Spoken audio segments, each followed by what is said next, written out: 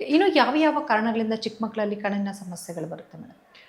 ಈಗ ಪೊಲ್ಯೂಷನ್ನು ಡಸ್ಟಿಂದ ಅದರಿಂದ ಏನಾಗ್ತಾ ಇದೆ, ಕಣ್ಣಲ್ಲಿ ಅಲರ್ಜಿ ಸಮಸ್ಯೆ ಜಾಸ್ತಿ ಆಗ್ತದೆ. ಸೊ ನಾವು ತುಂಬ ಮಕ್ಕಳಲ್ಲಿ ನೋಡ್ತೀವಿ, ಯಾವಾಗಲೂ ಕಣ್ಣು ಉಜ್ತಾನೆ ಇರ್ತಾರೆ, ಕಣ್ಣು ಉರಿ ಆಗ್ತಾ ಇರುತ್ತೆ, ಕಣ್ಣು ಕೆಂಪಾಗುತ್ತೆ ಅಂತ ತುಂಬ ಜನ ಬಂದು ನಮಗೆ ಹೇಳ್ತಾರೆ.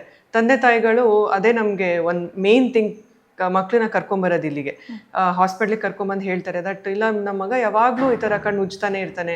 ನಾವು ಟೆಸ್ಟ್ ಮಾಡಿ ನೋಡಿದಾಗ ಗೊತ್ತಾಗುತ್ತೆ. ಆ್ಯಂಡ್ ಬೆಂಗಳೂರಲ್ಲಿ ಎಸ್ಪೆಷಲಿ ನಾವಿರೋದು, ಸೊ ಇಲ್ಲಿ ಏನು ಅಂದರೆ ವೆದರ್ ತುಂಬ ಡ್ರೈ ಇದೆ ಹಾಗೂ ಪೊಲ್ಯೂಷನ್ ಜಾಸ್ತಿ ಇರೋದ್ರಿಂದ ಈ ಥರ ಕಣ್ಣಿನ ಸಮಸ್ಯೆಗಳು ಕಾಣಿಸ್ತವೆ.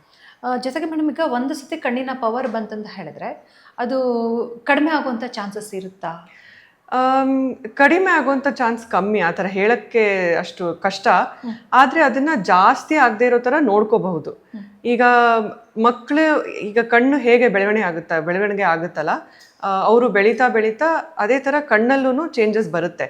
ಆ ಚೇಂಜಸ್ ಎಲ್ಲ ನಾರ್ಮಲ್. ಅದ್ರ ಪ್ರಕಾರವಾಗಿ ಕಣ್ಣಿನ ಪವರು ಕೂಡ ಜಾಸ್ತಿ ಆಗಬಹುದು. ಅದರಿಂದ ಏನು ಸಮಸ್ಯೆ ಆಗಲ್ಲ.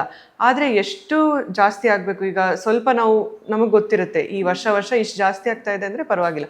ಅದಕ್ಕಿಂತ ಹೆಚ್ಚಾಗಿ ಜಾಸ್ತಿ ಆಗೋದು ಅಥವಾ ಸಡನ್ನಾಗಿ ನಂಬರ್ ಜಾಸ್ತಿ ಆಗೋದು ಆ ಥರ ಎಲ್ಲ ಆದರೆ ಅವಾಗ ಕಣ್ಣಲ್ಲಿ ಸಮಸ್ಯೆಗಳು ಜಾಸ್ತಿ ಆಗುತ್ತೆ.